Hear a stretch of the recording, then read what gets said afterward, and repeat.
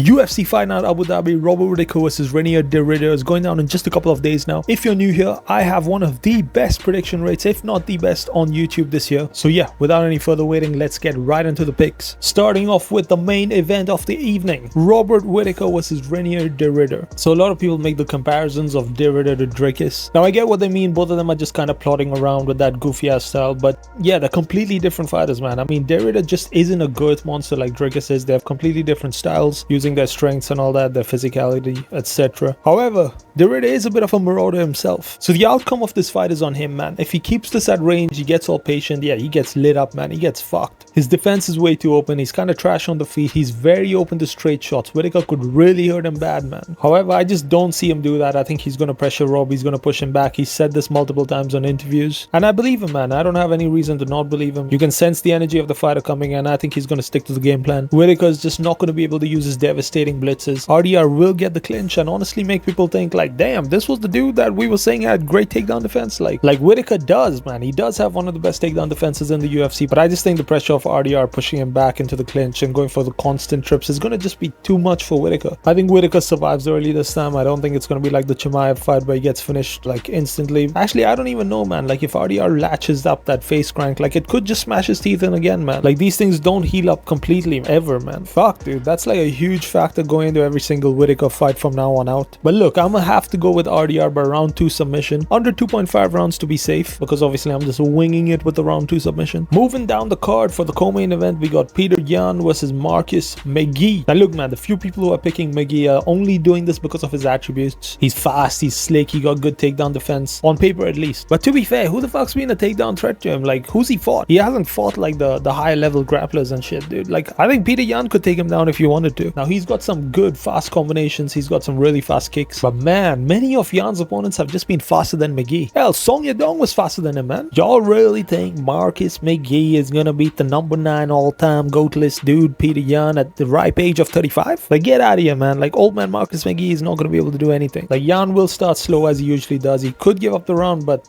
I think he does well in round 1 as well. Then as the fight goes on, he's just going to start styling on him, man. But I think Jan wins round 1 as well, so I'm going to have to go with a 30-27 decision there. Then another interesting one on the card was Shara Bullet versus Marc-Andre Barriault. Yeah, man, Shara's pressure, speed, kicks, and volume will just be too much for him to handle. That's about it to keep it short and sweet. Like, there's not much more to elaborate apart from that. Shara will get this done easy, 30-27 decision. Possible finish, but I'm going to go with decision. Then in the fucking prelims, my boy Bryce Mitchell versus Nurmagomedov. I'm mad about this, man, because this is my main event, dude. Little bit sus here. I feel like the UFC might not give the microphone to Bryce. They won't want him to go out and give a little Jesus speech in Abu Dhabi. You know, there won't be any thanking the Lord and Savior Jesus Christ, man. That's some bullshit by the UFC if they do that. But if Bryce gets the mic, I think we're gonna hear some alhamdulillahs and stuff like that. He's gonna start speaking a little bit of Arabic. That'll be interesting. But look, man, as far as the fight goes, I am a little bit worried about the weight cut. I just hope Bryce will be 100% for this one. First time cutting down, I think. Now look, Bryce can hang on the feet with Saeed. He will notice a huge speed difference in the division below though. Now I've heard a lot of people go, oh, lighter man skill, lighter man skill. Nah, that just doesn't apply to these divisions, man. Now that's mainly a featherweight lightweight thing because of the population split and a few other factors. Like 50% of the adult male population is between the height of 5'7" and under 5'10". The average lightweight is about 5'10". So the competition pool is much deeper for the featherweights. Yeah, there's much more to this, but my point is these numbers just don't apply to bantamweight and featherweight as much. Bryce will look very good. He'll dominate on the ground. Saeed gets taken down a lot. I believe he's gotten taken down 11 times or something like that in the UFC. Now Bryce will have to watch the gilly though, because Saeed does jump on that shit for real, for real. Does Saeed not look like the child of Khabib and Conor McGregor? Like if they had a kid, it would look exactly like Saeed Nurmagomedov. Anyways, man, that's it for this one. Huge fight announcements were out yesterday. We will talk about them in the next video. Shama, huh? But yeah, I'll see you guys in the next one, and until then, man,